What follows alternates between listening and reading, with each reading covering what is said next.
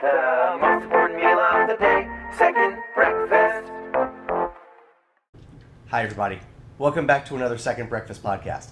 I'm Andy Roth alongside Phil Duvall. Say hi, Phil. Hello, Andy Roth and America and Ireland It's Halloween, Phil. and China. Is it Halloween in China? Look, man, you've asked me a question involving the international dateline. I'm not real happy. No, with I it just right now. meant do they celebrate it? Oh. I mean, I don't know. By the way, do you know when you become a real adult? When is that?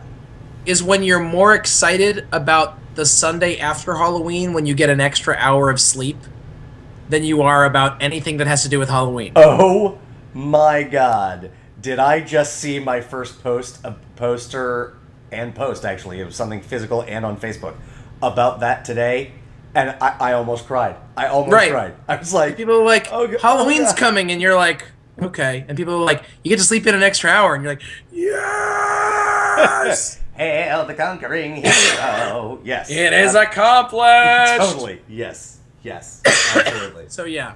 Yep. Yeah. It is Halloween. I'm very excited, and I'm glad we're doing a special Halloween Mailbag edition It's true. of Second Breakfast Podcast. Folks, we put out the call to some of our most dedicated Second Breakfast nation citizens, SecBreakers, and they came through. They came through. And if you're wondering, if you're out there, With flying colors. indeed, if you're wondering why you didn't get that email, it's because we like them better than you. And Phil, why do we like them better than you? Than that? Because they contribute. And how do they Because they contribute? try. They send us emails at secondbreakfastpodcast@gmail.com. Yep. They mention us to their friends. They like us on Facebook. They share our posts. They talk to us. They email us and say, hey, what do you think about this? I mean, pretty much they do all the things that someone I like does. Yeah. Yeah. It's I pretty don't simple. have- Pretty I simple. don't have anything to add, but I do want to say everything you just said shorter. They're better people. They are. Oh, you know what?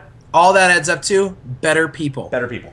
But before we get to the Halloween mailbag, I'm so excited. Let's talk. It is. We usually do this on Friday, but today you get it.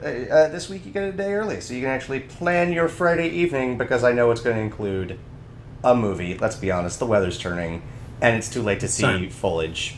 What are you doing? It's time. Yeah. So, coming out November 1st, 2013. Ender's Game. Very excited for this movie. Very excited. That's coming out. That's coming out on Friday. Sure is. Okay. There you go. Truly one of the best science fiction novels maybe ever written. It's a young genre. I'd put it. I mean, it's certainly one of the best I've ever read. Last Vegas. Phil, I am so excited for this excited movie. I recognize that the chances of it being good are slim, but Morgan Freeman drinking Red Bull and vodka and then joking with Kevin Kline, I'm like, what? Sure. Like, Phil, you I are mean, so excited for really. this movie, and that definitely makes one of us. But no, I know. But because I am not whatever the Halloween version of Ebenezer Scrooge is, if you tell me that it is worth seeing, I will see it. I think the Halloween version of Ebenezer Scrooge is me. I don't know if that's I don't know. Well, For the record, I feel like I am now at this point excited on principle. You know that feeling? For Las Vegas? Yes. Yes, I do. I doubt that it's any good, but Sure. you know. Okay, continue. Phil, man, we've been there. I know. What looks like, were I to see it, a movie that would give Die Hard 5 a run for its money as worst movie of the year, Free Birds, an animated film about time-traveling turkeys that go back to save Thanksgiving. I mean, It looks so bad. so bad. So bad. So I bad. can't even. It's like the animation looks terrible. Watch the trailer because it's only 2 minutes or so. You will be astonished at how bad a movie can look in one trailer. Then we have a few movies coming out in limited release. We've got Dallas Buyers Club. Oh man. Oh man. Oh, I'm so excited. Andy, can I say something about that? Please do. Oh man. Oh man. Yes, agreed. I only completely agree with you. Our friend Daniel Carlson pointed out that on the book face that this is going to be problematic a film title as Dead Poets Society in terms of, wait, is there an apostrophe in here or not? And is it the Dallas? Is it the club for the people who are in Dallas who are buyers? Is it the Dallas Buyers apostrophe club, or is it just the Dallas Buyers? I mean, I don't know. I don't know. Is it the Club of Dallas Buyers? I do not know. I do not know if JoeBlow.com is, shall we say, the Chicago Manual of Style. But if we go by JoeBlow.com, it is city in Texas, more than one person purchasing things, club. Right. Okay. Right? No apostrophe, nothing. All right? So, Okay. another limited release movie, Diana, starring Naomi Watts as Princess Di. I'm looking at the poster now, and it is absolutely terrifying how much she looks like her. It's terrifying. It is terrifying. I've always, to be completely honest, been a little scared of Princess Di. So yeah. Interesting. And Also, the less said about that, the better. except for this, apparently, no, the second billed person in this cast, Saeed from Lost. I know. I saw that, and it really got me excited. And then you're like, wait, no. Yeah, but that was just all it did. Hey, what's the name of the? It's just called Diana. It's just What's it called called? Okay. Yeah, they're really They're really really original. Mm-hmm. Really reaching for that gold there. But to be fair, the point of a movie title isn't necessarily to be cunning. I'm with you. But I'm just saying. And what is certain to be Phil's favorite movie of the year, the latest romantic comedy from the man who made Love Actually, About Time. Here's that's out already? No, wait, that's not out. That's going to be like wide release, right? Right, but it is coming out in limited release this weekend. Here are the reasons to see this movie. Rachel McAdams is adorable. Bill Nighy is adorable, and the lead is Brendan Gleeson's kid, and he is apparently really good in the movie, and I can believe that. We're done here. Yeah, we really are. We're done here.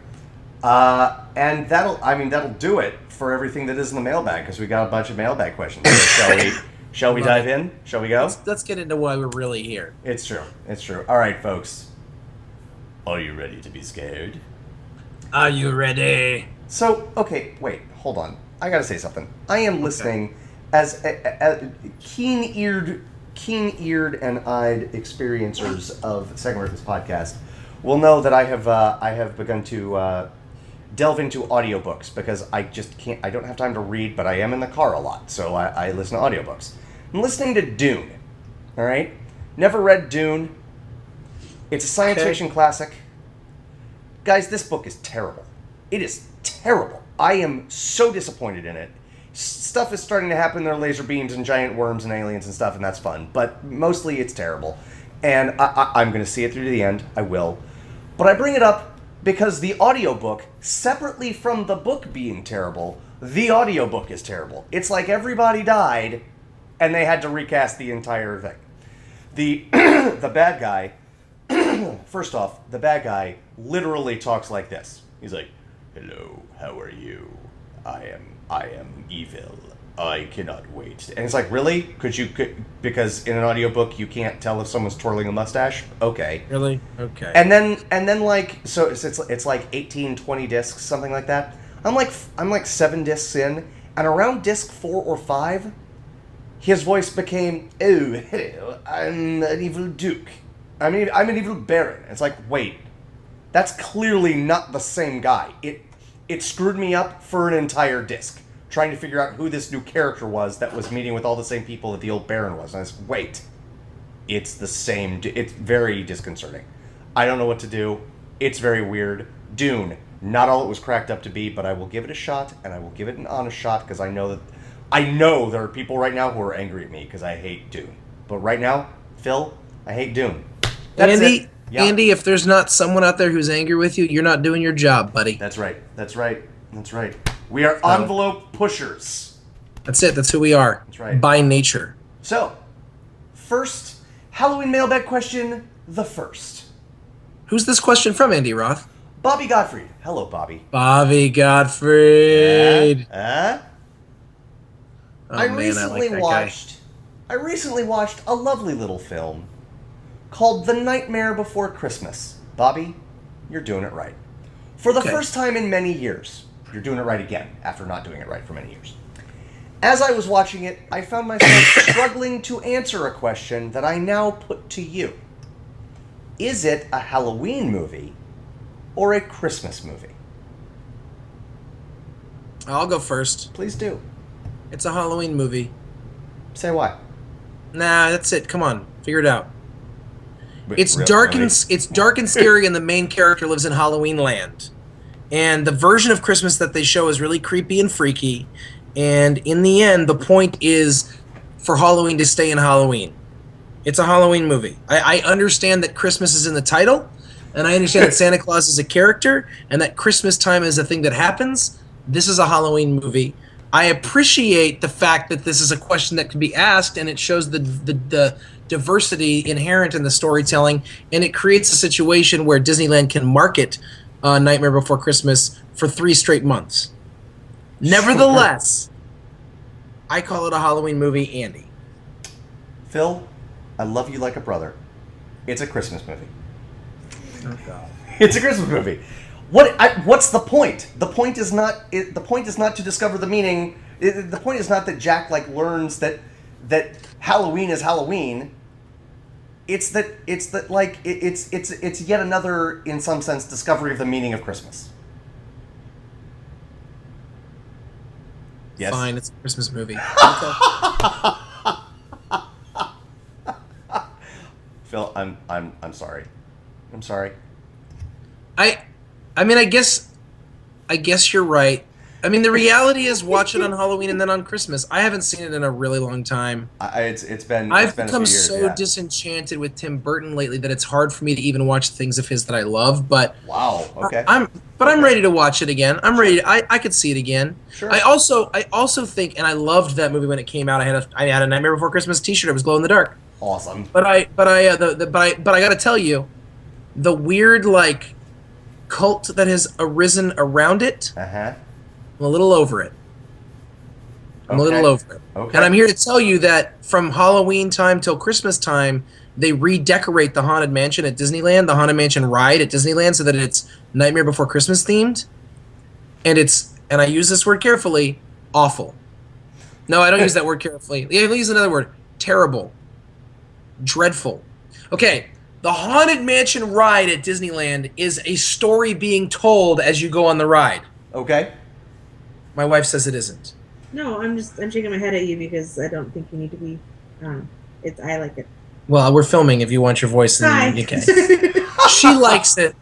Look, is it at all a question that I am a curmudgeon? No. But let me say something. That's fair. The Haunted Mansion ride. I'm sitting here talking about the magic of Disney. The Haunted Mansion ride is a story. You ride on this little thing and you go around and you go through a house.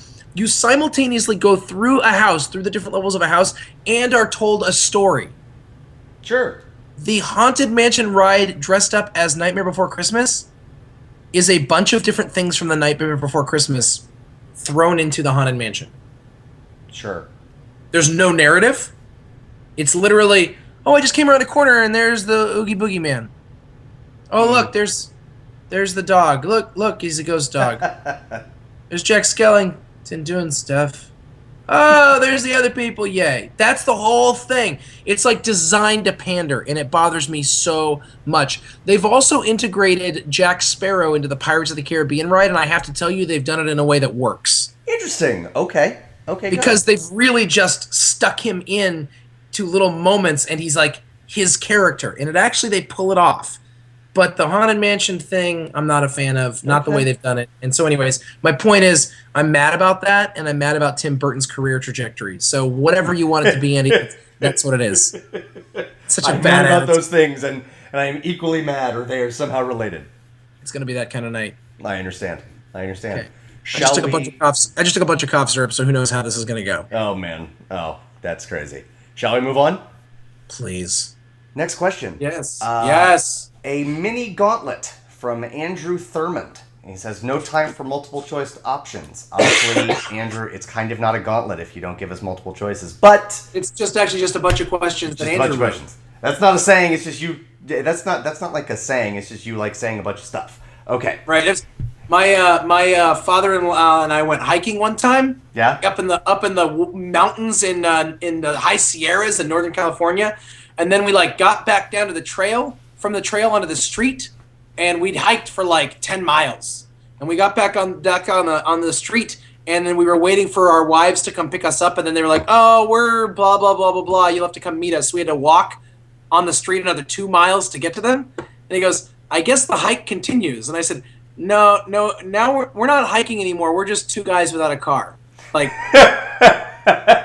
Sure. hike is over. Now we're just two guys walking. Indeed. So, anyways, yes. Mini gauntlet question number 1. Best movie-themed Halloween costume for adults. Well, that's easy. What's that? Adults shouldn't dress up. That's stupid. It's my answer, by the way. So All I'm right. not going to change it. Go ahead. Fair enough. So I went with something, and this is my answer, something age appropriate. And what I mean by that is not Disney princess versus like slutty teacher. I don't mean that. I mean people around your age, whatever that age is, they have iconic movie figures. If you're around, and I mean Nice. around our age, certain things resonate. And so you've got, and in Halloween, when done right with adults, and I am almost completely agree with you, it's hard to do right because it's Halloween and you're an adult. But For children. something like Sloth from the Goonies, or Indiana Jones, or a Jedi Indiana Knight. Jones was just Indiana Jones was like my first thought. Or Yes. like Luke Skywalker. Yes. Or Darth Vader. Or Just even pick one of- something, yeah, or even something like that would be just like clothes, like Bender or Claire from The Breakfast Club, right? If you saw like a Genius. redhead in Genius. that outfit, you would know. And a Jedi Knight and Indy get bonus points because they're functional, and you get to play with either a lightsaber or a whip. You know? I love it. I love it. Are we done? I love it. I mean that's We are because my next answer is going to be better. Sure. For kids, go for The it. best movie costume for kids. Well, it's funny you should ask. I actually think there is a time when it's okay for adults to dress up, and that is when they are dressing up for the sake of their children. It is the only time an adult male should ever make an ass of himself is for children. And in the case of children, an adult male should make an ass of himself all the time because they love it. For instance, my daughter is going as Boo from Monsters, Inc. And it is the perfect movie costume for a child because, one, she looks like Boo, but two, she's the right age. She's seen Monsters, Inc. a bunch of times. She loves the characters. She knows who she's dressing up as. And as we walked around the other night, everyone, adults, children, because it's Pixar, everyone knew who she was. It was Right. instant. It was instant recognition. And I was dressed as Sully, and my wife was dressed as Mike Wazowski because she's got a big pregnant belly, so she's got a big eyeball on her belly. But if you don't know me, that's fine. If you don't know me, you can't see the. If you do know me, you can see the outfits on Facebook. If you don't, my wife literally made a turquoise hoodie, put purple spots on it and horns, and that's my Sully outfit. Awesome. So I wore like jeans and shoes and a hat. But the daughter, she's got it. It's done. So I think you got to pick a Disney character for a kid. But the real answer is it's a kid. Whatever that kid wants is the real answer. It's true. It's the only time in the world when you get to be anything you want.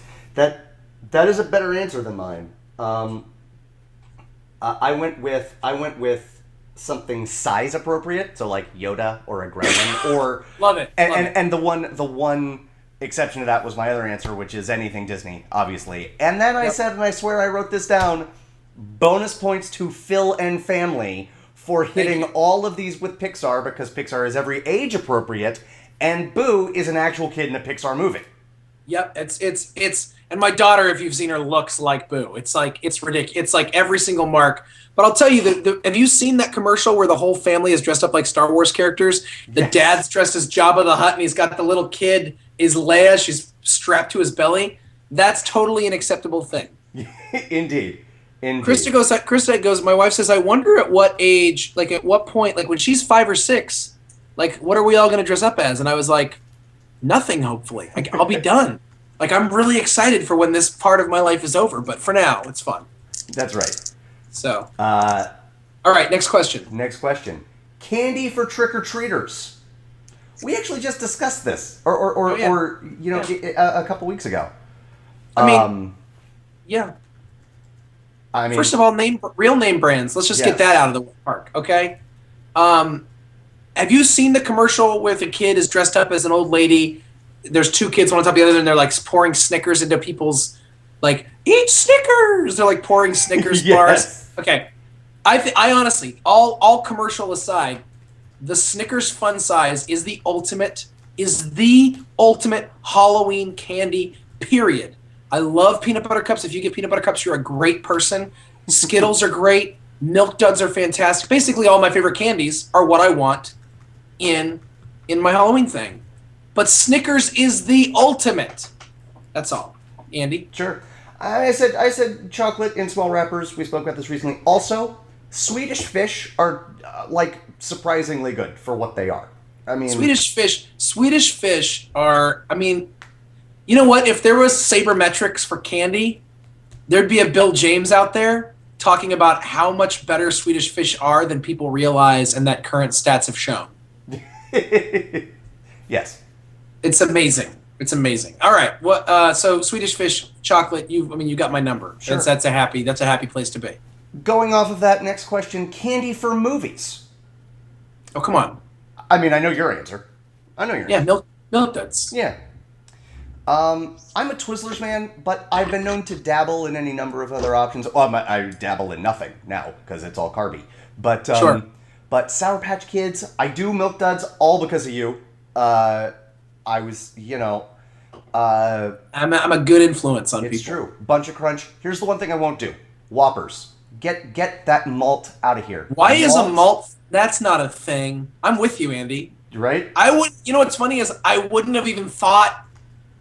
Like whenever I see them, I'm like, oh yeah, you know how we all have that friend from like previous either grad school or college or whatever, and then like someone else says like, hey, have you heard from blankety blank lately? And not only have you not heard from them, but you actually had the delightful joy of completely erasing them from your memory. That's right. And the moment someone says their name, it's like they farted right in your face. You're like, oh, I totally forgot.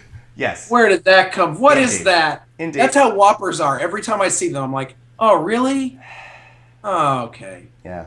It's so interesting because that extends to other things too, like people who like malts versus people who like shakes.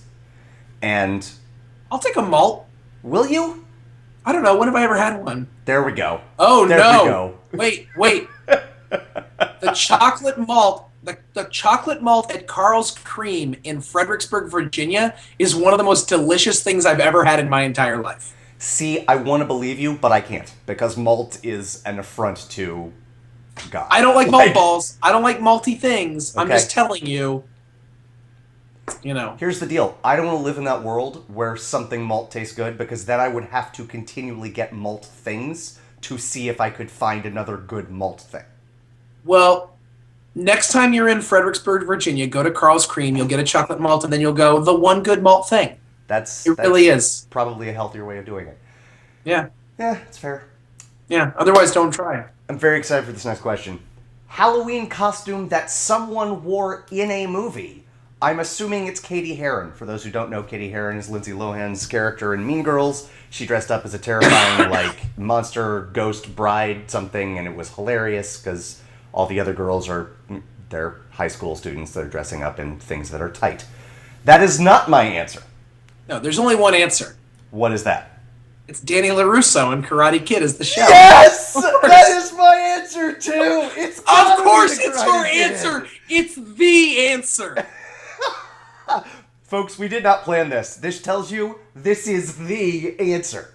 Do you know how much we didn't plan this? I never saw that question for some reason. Awesome. So literally when you just said it just now, I was like, oh no, I don't have an answer for that. And then I was like, of course I do. Of course Daniel you have an LaRusso answer. is Of a course. shower. Yes. First of all, it's a great costume. Secondly, it's homemade. Thirdly, it completely fulfills his function of trying to be hidden. Yes. Fourthly, once he gets a girl, he's got the girl inside the shower. Know, he can No make one out knows with what's going on he in can make there. out with Elizabeth Shue in the middle of everything, and no one will know. Everything about it. It's genius. It is not only the perfect Halloween costume and the perfect Halloween costume in movies. I might just start wearing a shower all the time. Like it's just it's just a good idea. No one would blame you. I appreciate that. TV dinner question in the mini gauntlet, and this is our last mini gauntlet question from Andrew Thurmond. Halloween themed TV episode. Oh, yeah. First seven Halloween Treehouse of Terror from Simpsons. Yes. They make the ultimate Halloween episodes. Well, they did back when they were a real show and they didn't Back when they were doing that. And The first seven Treehouse of Terrors are sublime. I was watching some of them the other day. My daughter was, probably shouldn't have seen them, but whatever, was like transfixed. Sure. It is the best thing about the Treehouse of Terrors. It's Simpsons comedy, but it's back when the Simpsons had some sort of continuous like there was a consistency to the world. It wasn't all just absurdity. It was an actual like world. And so Treehouse of Terror was actually a break from that. Yep. Where they could do crazy stuff. They'd get topical. They'd do great movie send-ups. It was like a chance to play in the Simpsons world. Yes. Oh, it's amazing. Amazing. My answer to this, I gave Treehouse of Terror an honorable mention because I knew you would carry the flag, hold the standard. I also my other honorable mention was Buffy the Vampire Slayer. It had some great Halloween episodes because the conceit of the show was like no actual demons like Halloween because I think it's really tacky. So Nice. so like the issue would always be something else that they would have to deal with. Right. But my answer is Community. Community has done some knew you were gonna say nice, really nice Halloween episodes, a zombie episode, and they work as Halloween episodes, as Community episodes, and as like send-ups of other Halloween episodes. I actually think Community is one of the best suited shows for a good Halloween episode. I agree with that. Yeah. Andrew Awesome. Simmond, thank you. Moving on to our other Andrew Blumberg. Blumberg. What movies frightened you as a child, but now seem tame or even laughable as an adult, and which ones still scare you? Okay, here's the deal. What's that? I didn't watch scary movies as a child. Sure. So there were things that scared me in Labyrinth. Sure, nice. And to be honest, the things that scared me in Labyrinth, I still find really eerie. Sure, yes. Those orange people who take off their heads are... And then when she finally goes into the junkyard people's house and like loses her memory or that whole thing is like legitimately creepy. Yeah. Like legitimately. Yes. I will think twice before I show Labyrinth to my daughter. I mean, in the sense of I'll show it to her at some point. Sure. That Dark Crystal, when I was a kid, now when I'm grown up, I'm like, whatevs. Yeah. But Labyrinth really creeped me out. I really stayed away from scary things as best I could. So it was really when something would be eerie or off in a regular show that would freak me out. Sure. You know? I had the Dark Crystal listed as well. The only true horror movie I listed was Silver Bullet. Man, that movie is terrible. Oh, Andy. I saw bits of that when I was a kid. Yeah? And I still think I haven't seen it as an adult. Sure. That deserves to be on the list because I've never seen it as an adult. But as a kid, I saw it, little bits of it, terrified me. And it scared me too. Terrified me. It is a terrible movie. Is it really? Terrible movie. Dad, what I were think you about doing it a showing me lot. that movie? I think about it a lot. Stop. I think he was probably wanting you to know more about Brian Dennehy. Brian Dennehy's a good guy. And the bat that said Peacemaker. Oh man, there was some creepy stuff in that. Was that a Stephen King tale? Yeah. Movies that I saw as a kid, again, this is like, Dad, what were you doing? But also parenting, you're doing it right. The movies I saw as a kid that terrified me, that still scare me, the first Nightmare on Elm Street and Poltergeist. Wow. What was I doing watching those movies at the age of like 6 or less? No. But it was awesome. Steak on your part. Moving on. Damon Tomlin. Hello, Damon. He gets an assist for, he has 2 questions. His first one was also forwarded to us from Anthony Del Rio. They're very, very similar. So, from Damon, of the horror villains that have spawned franchises, Jason, Freddy, Michael Myers, etc., which is the scariest and why? Not the scariest movie as a whole, and certainly not the scariest franchise as a whole, but the villain in and of itself. And from Anthony, his version of it, which horror movie antagonist is the most frightening to you and why? I think this can be as specific as Freddy, Jason, Dracula, or more general, like zombies, ghosts, vampires. Also, not necessarily the most frightening in the abstract, although that's certainly part of it, but would be the most frightening to you if you came face to face with it. I have a general answer and a specific answer. Oh my gosh. Okay, I have 2 different answers for the 2 different questions, actually. Oh, interesting. Okay. Yeah. Okay. Right. So go ahead. You go first. So, I mean, I acknowledge that they are not exactly the same question, but they're close enough. So, general, zombies. Zombies. They scare me. And specific, and I'll say why after, and specific, Freddy Krueger from Nightmare on Elm Street. And the reason is actually the same, because for different reasons with each one, you cannot escape them. There is no way to outlast a zombie. And for those of you who are sick of me talking about how 28 Days Later is not a zombie movie, this is why it's important to me. Because it's not that the infected in that movie aren't scary. They are scary to me. Yeah. But they're not the same. It's not scary for the same reason. They're going to die in a couple of weeks. Yes. Tops. Yes. They are, they are scarier to me than the zombies in the remake of Dawn of the Dead, the track, because they're still scary. But, and Freddy, you have to sleep. You have to sleep. And once you sleep, you're dead. That is my answer for one of them. As far as franchise people are concerned, yep. Freddy. Yep. Freddy yep. is... Actually, vampires scare me a lot. Sure. Especially because of Lost Boys. There's that one scene in Lost Boys where the guys are walking to their car at night in San Carlos from the security guard is walking to his car, yep. and they all like come down like from out of nowhere in the middle of the night. Right. And I'm like, yeah, that's about it. Like, and they attack the house, and I'm like, yeah, that's... If there were vampires, that would be scary. Yep. But Freddy Krueger, and you can't go somewhere where it's not ever night. Right, that's right. But that's like right. At some point, it's going to be night, which is why 30 Days of Night is an amazing movie. Even if it's not a great movie, it's an amazing movie. Agreed. That and Danny Houston. The other thing that I love is... oh, no, I'm sorry, that I hate. That's the scariest thing in the world. But I'm with you, by the way, about Freddy Krueger. Freddy Krueger... You have to fall asleep. You have to. In fact, Freddy, my only problem with the Nightmare on Elm Street movies that I've seen is, in the end, he actually is unkillable in reality. And so in the movies, they always do this thing where they finally get him, and I'm like, no, because he's in your dreams. Like, that's not... Right. Like, it creates the scenario where the girl has to cut her eyelids off. Like, that's what Freddy Krueger does. It's amazing. Yeah, agreed. The scariest movie character to me of all time, though? Yeah. You ready? I am. The devil. Okay. Because unlike zombies and vampires, I totally believe the devil exists. Sure. And so when movies like show, like The Exorcist. Yep. Yeah, I believe in demon possession. That's terrifying. Why are you showing something that could actually happen? Don't give the devil any ideas. He's got enough ideas. Don't make it worse. I mean, he already created like the whole, like how recently everybody got into Journey all over again? That was the devil. Yeah. Like, and now you're going to put him in movies? So the devil terrifies me. I don't like occult stuff in movies. Mm-hmm. I'm like, why are you messing with that? I'm like, don't do that. Just stop.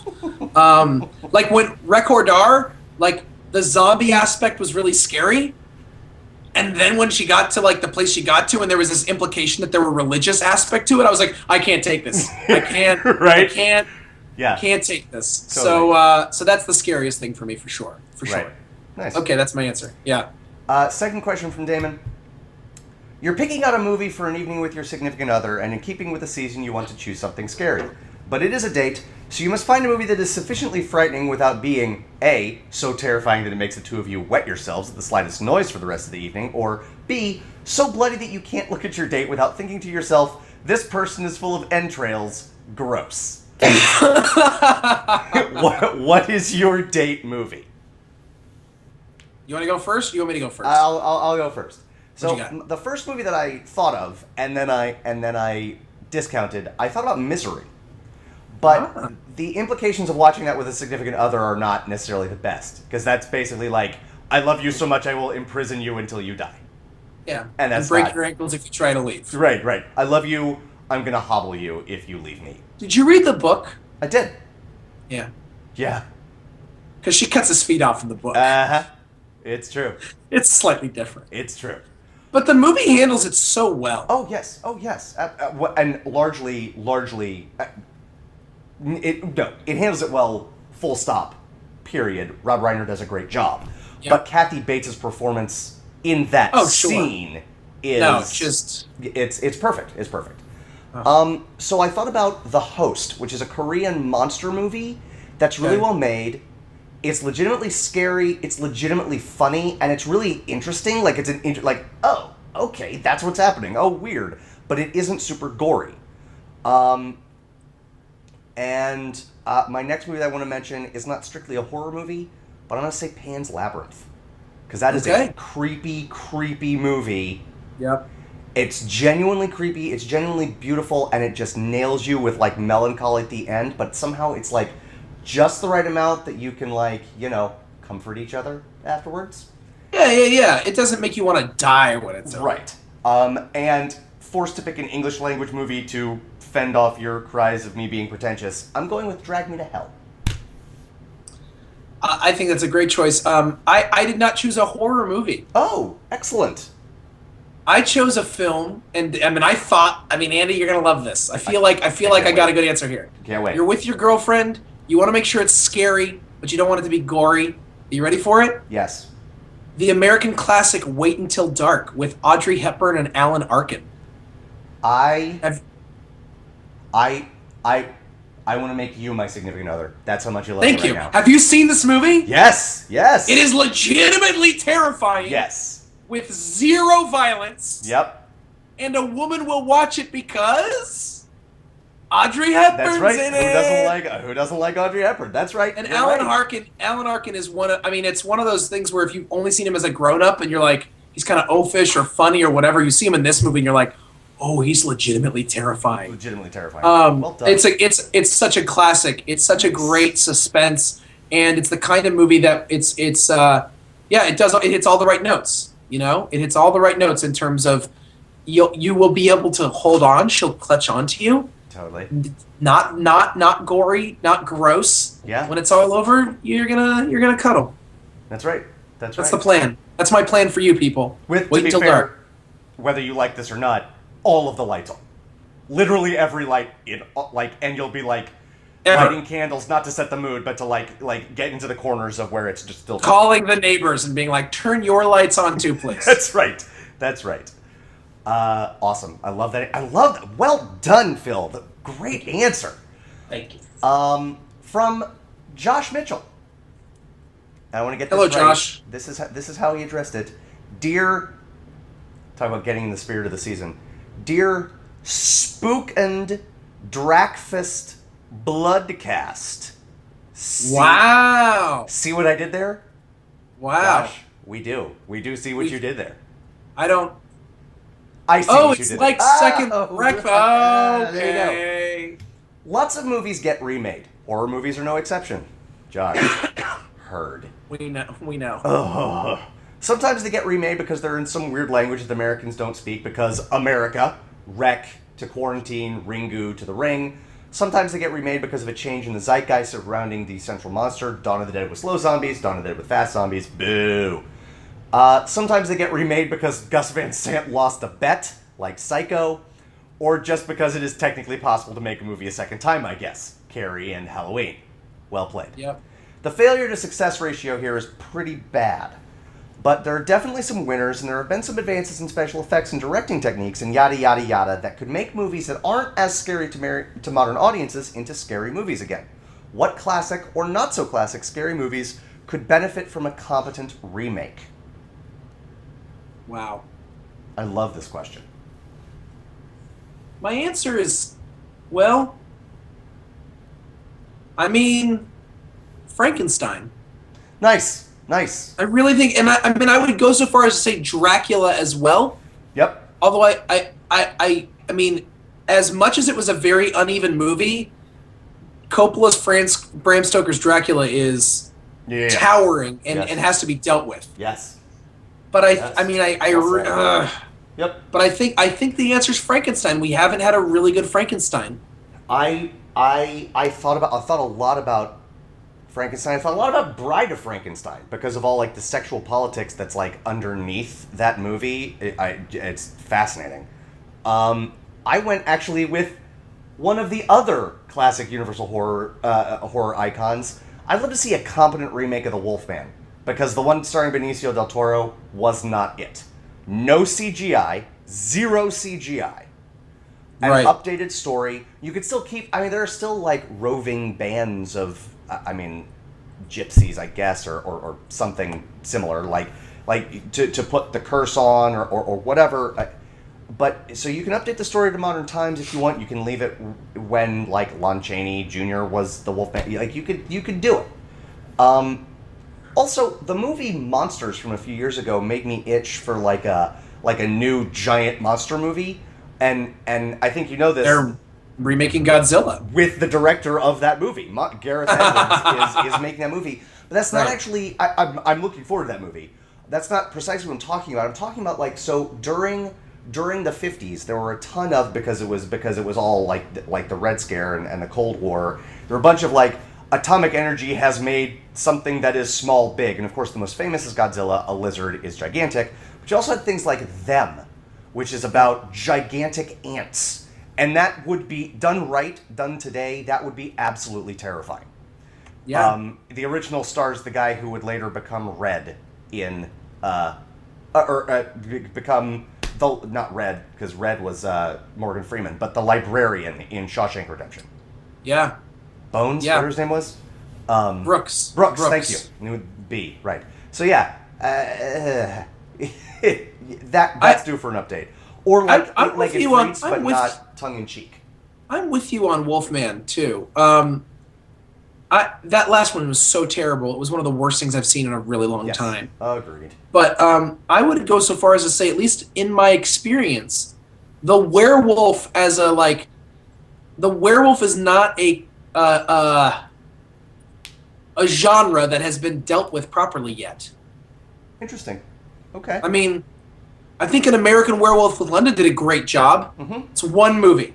Right, yes. So, like, where in modern... I mean, we have now done everything somebody can do with... Well, not everything, but we've done pretty much as one can do with vampires.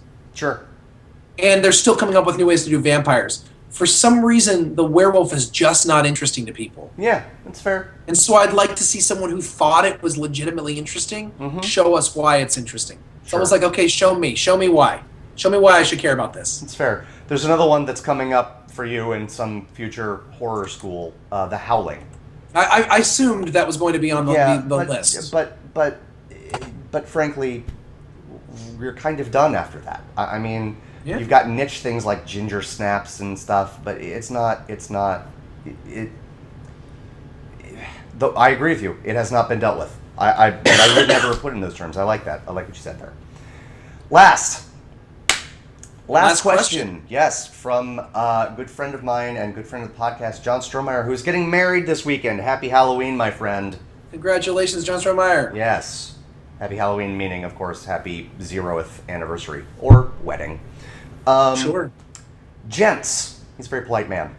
Can you talk about some movies that scare you, But by the way, I have to. I'm going first. My answer here, I have to, because he insults me at the end. It's all of you, this. buddy. Oh. Can you talk about some movies that scare you but aren't traditionally scary movies, or scare you for reasons other than planned for by the creators? Examples: Mad Max 2: The Road Warrior, because you're scared of a possible apocalypse tearing away the veneer of civilization that keeps people like the humongous from roaming free. Totally fair. Scary. 2001: A Space Odyssey, because you have flashbacks. Well played. They Live, because you're scared of being oblivious to what's going on around you. Any Kubrick film, because they remind you how smart he was and you may never really understand what the hell is really going on in any of his films. And lastly, The Love Guru, because it clearly signaled the end of Mike Myers being funny, triggering fears of your own mortality. Phil, I apologize for insinuating that you might have seen The Love Guru.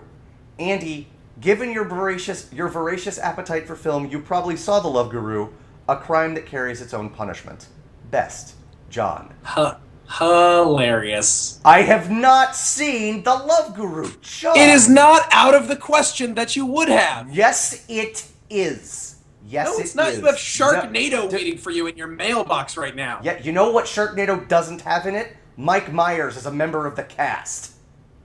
There are Mike Myers movies you have seen and enjoyed, Andy Roth, and we're all just trying to figure out when that thing switched over. Yeah, before The Love Guru is the answer to that question. John, what must you think of me?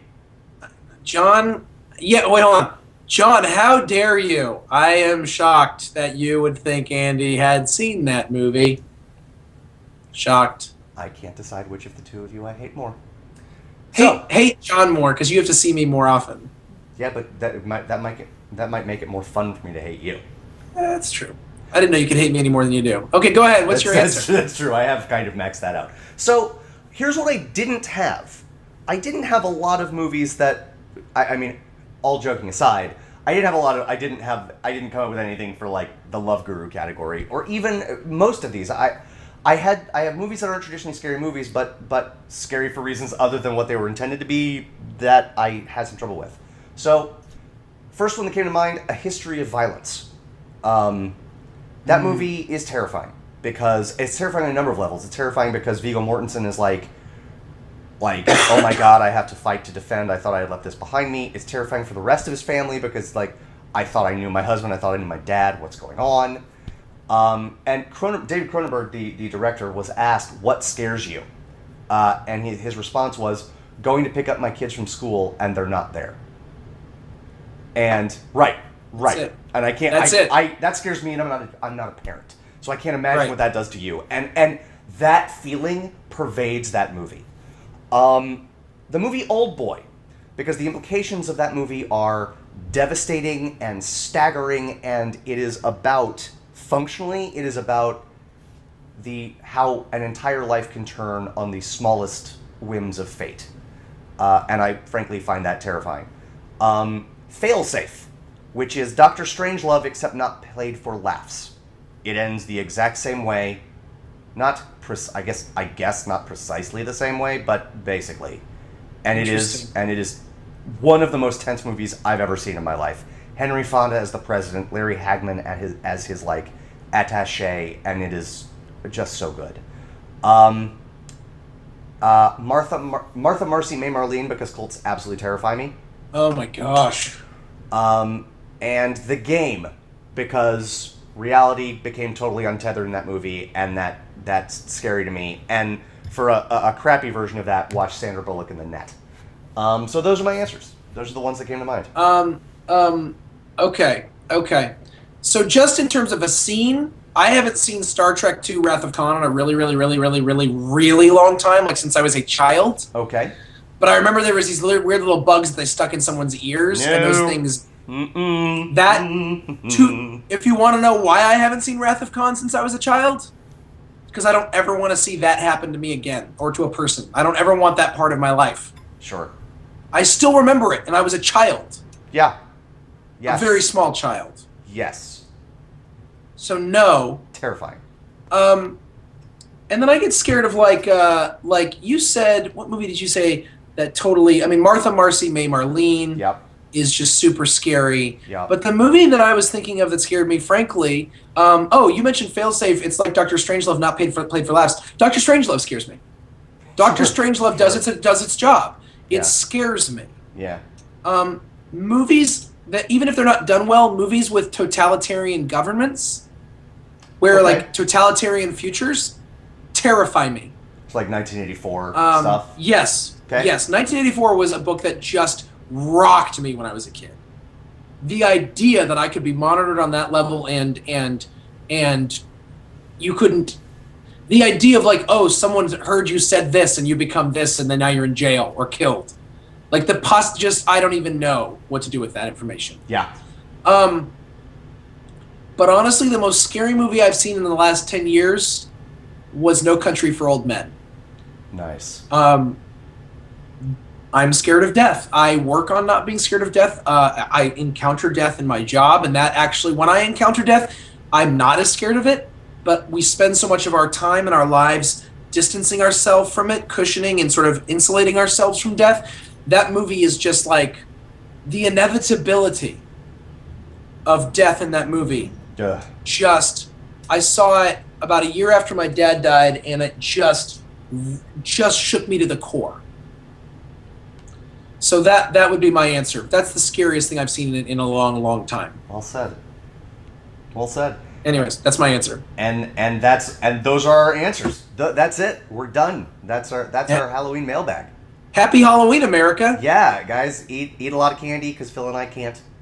Yeah. And Canty. Sorry. One more time. We were like, Phil and I eat a lot of candy because Phil and I can't. And I was like, canty, because it was rhyming with candy. Here's It's not the deal. funny. I thought that's what you said. I'm a little. I've been drinking at the office. That's also not true. Nice. That's not true. Well, folks. There's nothing but Diet Coke in this cup. Yes, so that'll bring us to the end of our podcast and the end of our week. Have a wonderful weekend. Happy Halloween. Enjoy the kitties and the dressing up yourself if you do, and enjoy the candy and have a great weekend. We'll see you next week. For Second Breakfast, I am Andy Roth and that's Phil Duvall. Bye, everybody. Bye. The most important meal of the day, second breakfast.